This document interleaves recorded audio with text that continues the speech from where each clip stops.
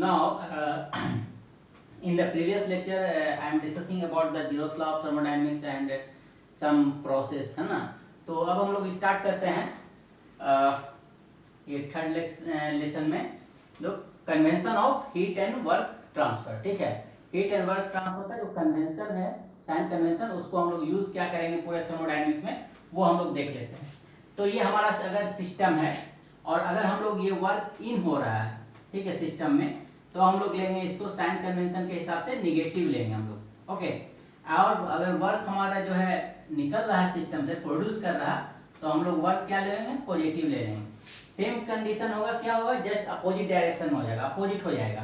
क्या होगा, अगर हम लोग क्या करेंगे, हीट अगर इन हो रहा है तो हम लोग उसको पॉजिटिव लेंगे, एंड हीट आउट हो रहा है तो हम लोग क्या लेंगे, उसको निगेटिव ले लेंगे। ये साइन कन्वेंशन है, इसको जनरली हम लोग थर्मोडायनेमिक्स में, पूरे थर्मोडायनेमिक्स में यूज करेंगे प्रॉब्लम सॉल्विंग के लिए। ओके, चलिए ओके, अब हम लोग डिस्कस करते हैं generalised equation for non flow और close system. Non flow system को ही हम लोग क्या बोलते हैं, क्लोज सिस्टम ही बोलते हैं। अब हम लोग फाइंड आउट करेंगे कि वर्क हमारा कैसे फाइंड आउट होगा। अगर हम लोग कंसीडर कर ले, एक हमारा जो है सिलेंडर है और एक पिस्टन है, ये अरेंजमेंट है। अब हम लोग क्या देख रहे हैं कि इनसाइड द सिलेंडर में जो है प्रेशर हम लोग कंसीडर कर लेते हैं, ये प्रेशर P है, और ये पिस्टन का क्रॉस सेक्शन एरिया क्या है, A है। ठीक है, और इनिशियली में जो हमारा था एट पॉइंट 1 पे, ये पिस्टन हमारा यहाँ पे था, और उसके बाद जो है ये जो है प्रेशर के, ड्यू टू प्रेशर के चलते वो क्या हो गया, ये हमारा सेकेंड पॉइंट, ये हमारा 2 पे पहुंच गया पिस्टन हमारा। ठीक है, ये हमारा पीवी डायग्राम है, इसको हम लोग बाद में डिस्कस करेंगे। अब हम लोग फाइंड आउट कर लें कि हम लोग क्या जानते हैं, प्रेशर इक्वल टू क्या जानते हैं, pressure equal to pressure P equal to क्या जानते हैं हम लोग, फोर्स बाय एरिया, है ना। अच्छा, एक वन थिंग और हम लोग याद कर लें कि प्रेशर का भी यूनिट क्या होता है, newton per metre square, and stress का यूनिट भी क्या होता है, न्यूटन पर मीटर स्क्वायर। तो what is the difference between pressure and stress. तो स्ट्रेस में क्या होता है, स्ट्रेस का डिफिनेशन होता है internal resisting force per unit area, that is called the stress. And pressure का क्या होता है, externally applied force divided by area, that is called the pressure. So then pressure equal to क्या हो गया, फोर्स बाय एरिया। अब force by area क्या हो गया, अब हम लोग फोर्स बराबर क्या होगा, प्रेशर इनटू एरिया। ओके, तो ये हमारा फाइंड आउट हो गया, इसको इक्वेशन नंबर हम लोग 1 कहते हैं। देन हम लोग क्या जानते हैं, वर्क बराबर क्या होता है, वर्क बराबर force into line of action of distance, line of action of distance. ठीक है, फोर्स हमारा क्या हम लोग है, F है, किसको हम लोग कंसीडर कर लेते हैं, इसके यहाँ पे क्या लग रहा है, पिस्टन पे हमारा फोर्स F लग रहा है। देन F इनटू डिस्टेंस कितना ट्रेवल किया, dx। ठीक है, अब put the value of F from equation 1 से हम लोग वैल्यू पुट करें तो P into A into dx and area into length, that is called the क्या, वॉल्यूम, है ना। अब एलिमेंट्री पोर्शन का है तो इसका वॉल्यूम क्या हो जाएगा, हमारा dv हो जाएगा। देन और एलिमेंट्री पोर्शन का अगर हम लोग वर्क फाइंड आउट कर रहे हैं हम लोग, तो dw इज इक्वल टू क्या हो जाएगा, P इंटू dv।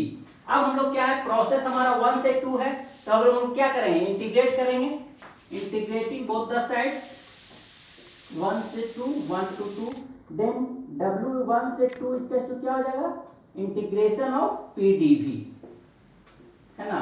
ये हमारा जो है वर्क फाइंड आउट करने का तरीका हो गया, किसके लिए, फॉर क्लोज सिस्टम के लिए। क्लोज सिस्टम के लिए हमेशा याद करेंगे कि क्लोज सिस्टम को वर्क ट्रांसफर हम लोग को निकालना होगा ड्यूरिंग द प्रोसेस 1 से 2 या 2 से 3, जो भी प्रोसेस होगा, तो क्या होगा, इंटीग्रेशन ऑफ PdV होगा। ओके, एंड सेकेंड थिंग हम लोग याद करेंगे कि अगर हम लोग ये डायग्राम है हमारा, पीवी डायग्राम है, अब हम लोग ये प्रोसेस हमारा 1 से 2 है, देन हम लोग अब क्या करेंगे, प्रोजेक्टेड एरिया, हमारा जो प्रोजेक्टेड एरिया होगा उस कर्व का, वो हमको देगा क्या, वर्क देगा। कैसे देगा वर्क, अब हम लोग बात करते हैं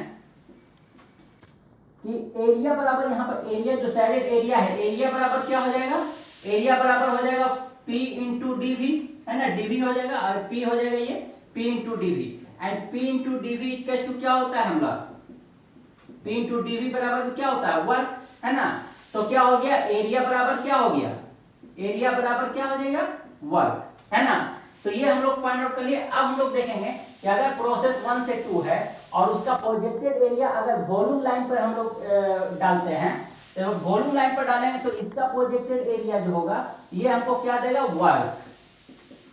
किसका वर्क देगा, for open system, open sorry for किसके लिए वर्क देगा हमको, किसके लिए, क्लोज सिस्टम के लिए। वॉल्यूम लाइन पर प्रोजेक्टेड एरिया होगा तो हमको देगा वर्क कौन सा, क्लोज सिस्टम के लिए। ठीक है, अब आइए हम लोग बात करते हैं ओपन सिस्टम के लिए। ओपन सिस्टम के लिए क्या हो जाएगा, ओपन सिस्टम के लिए जो अब हम लोग बात करेंगे, है ना, और एक क्लोज सिस्टम था, generalise equation for non flow को भी हटा दीजिए, और ओपन सिस्टम। ओपन सिस्टम में क्या होगा, ओपन सिस्टम में अगर हमारा पीवी डायग्राम है और इसको हम लोग ड्रॉ कर रहे हैं, है ना, ये हमारा डायग्राम, तो ये तो हमको वर्क दे रहा था किसके लिए, क्लोज सिस्टम के लिए। अब इसी चीज को अगर हम ड्रॉ करें प्रेशर लाइन पे, प्रेशर लाइन पे ड्रॉ करेंगे तो ये हमको क्या देगा, वर्क ही देगा। किसका वर्क देगा,